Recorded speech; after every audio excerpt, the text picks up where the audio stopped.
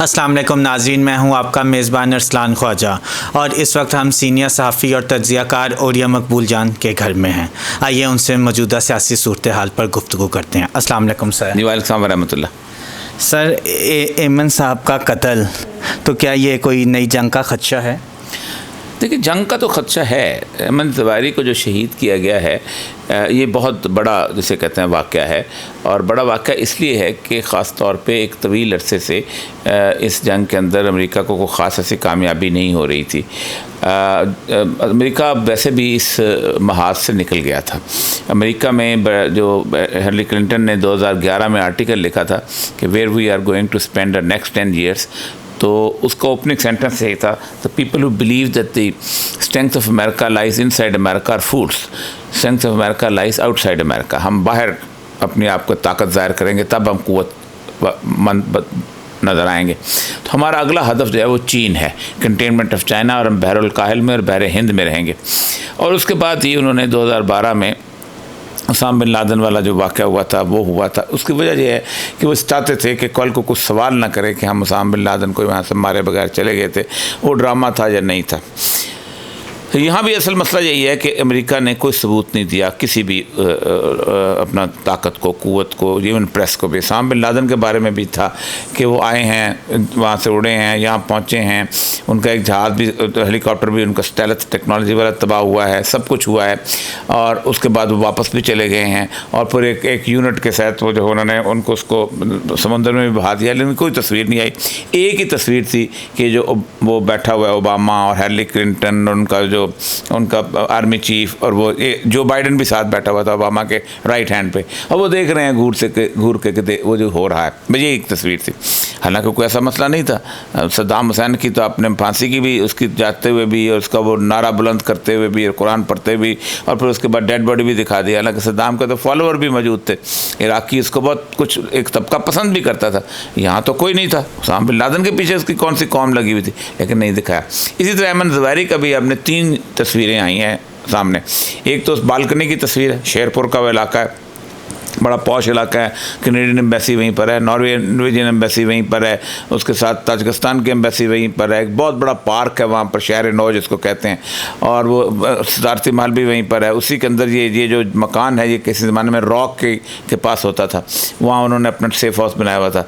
अब इस मकान में एक बालकनी के ऊपर वो जो है, वो कहते हैं कि वो जो है अपना हिट हुआ है, जो मिसाइल जो हिट हुआ है। अब वो बालकनी में कहते हैं वो बाहर आ रहा था और उसको देखा, उसकी बालकनी की उसकी तस्वीर है खाली इसकी। फिर एक ड्रोन की तस्वीर है जो ऊपर उड़ रहा है। कहा कि वो ड्रोन ने नज़र आया, ड्रोन ने वहाँ से मिसाइल फायर की है। वो आसमान तो नहीं पता चलता कि लाहौर का आसमान है या काबल का आसमान है। और तीसरा एक दूर से धुआं उठते हुए एक तस्वीर है जो कि बहुत दूर से नज़र आ रही है। तो उससे भी कोई सबूत तो नहीं है, लेकिन बुनियादी तौर पर उनका मकसद ये था कि तालिबान को एक दफ़ा फिर हरास किया जाए और उनका कहा जाए कि तुम ये कर रहे हो। और लेकिन तालिबान ने उसका बड़ा शिद्दत से जवाब दिया। असल बुनियादी वजह यह है कि 1 साल पहले जब तालिबान की 15 अगस्त को हुकूमत बनी थी, तो पूरे पाकिस्तान, पूरे मुल्क, दुनिया में एक बड़ा मनफी प्रोपेगेंडा किया जा रहा था। पहला यह था कि नवंबर या दिसंबर में वो कहते थे कि कहत फैल जाएगा 2021 में, और इतने बच्चे मर जाएंगे, इतने लोगों को दवाइयाँ नहीं मिलेंगी, ये होगा, इंटरनेशनल बहुत बड़ा मसला बन जाएगा। और उन्होंने वर्ल्ड उसकी यूनाइटेड नेशन का जो हाई कमीशन फॉर रिफ्यूजीज़ था उसको अलर्ट कर दिया था। पाकिस्तान की हुकूमत ने इतने बड़े बड़े मीटिंगें की, कहा जी 40 लाख रिफ्यूजीज़ आ जाएंगे, ये हो जाएगा, फलां हुआ, वो भी कुछ नहीं हुआ। वो एक अमन का गहवारा बन गया 1 साल के अंदर। अब वो चाहते ये हैं कि अमन का गहवारा कायम न रहे किसी तौर पर भी, क्योंकि मुकम्मल तौर पर एक तो डिफीट हुई अमेरिका को भी, एक उनकी तालिबान की पॉलिसी की जो कामयाबी हुई है, वो चाहते हैं दोबारा कहीं बीच में एंटर हो जाएं। तो उसमें वो उन्होंने अपना मैदान, चूँकि यूक्रेन वाले मैदान में भी शिकस्त खा रहे हैं, उसके बाद इंडिया ने जो चाइना के साथ जो हुआ हमला हुआ उसमें भी शिकस्त खा रहे हैं, तो वहाँ चाहते हैं कि किस तरह आगे बढ़ सकें। सर, एब्सोल्युटली नॉट से एब्सोल्युटली यस तक का सफ़र, क्या पाकिस्तान ने यूएस को अड्डे दिए? देखिए, इसका तो पता चलेगा कुछ अरसे के बाद। मुशर्रफ ने अड्डे दे दिए थे, लेकिन मुशर्रफ मुस्तकिल इनकार करता था कि हमने अड्डे नहीं दिए। हम पाकिस्तान कभी किसी को अड्डे दे सकता है, हम ये हैं, हम बाइज़्ज़त कौम है, ख़ुद मुख्तार कौम है, ये कौम है, वो कौम है। लेकिन आप अंदाज़ा करें कि 2004 में जो अप्रैल में रिपोर्ट गई थी यूएस पाकिस्तान रिलेशंस, जो सेनेट में रिपोर्ट भेजी थी उन्होंने, उस रिपोर्ट अमेरिका तो नहीं छुपा था। ठीक है, उसने कौन सा तुम लोगों से किसी डरता है। तो अमेरिका में 2004 की जो रिपोर्ट है, वो सेनेट की आज भी वेबसाइट पे और उनकी लाइब्रेरी ऑफ कांग्रेस पे मौजूद है, उस रिपोर्ट में उन्होंने कहा था कि 57,000 दफ़ा पाकिस्तान के 3 हवाई अड्डों से जहाज़ उड़े थे और उन्होंने अफगान भाइयों का बम बरसाए थे।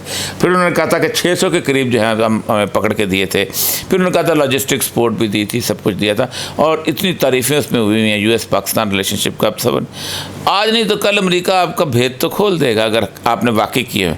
नहीं किए हुए तो फिर नहीं होगा, लेकिन अभी ये तो नहीं बताएंगे, ये तो कभी नहीं बताया। नहीं, 25 साल उन्होंने 3 साल सब्र नहीं किया।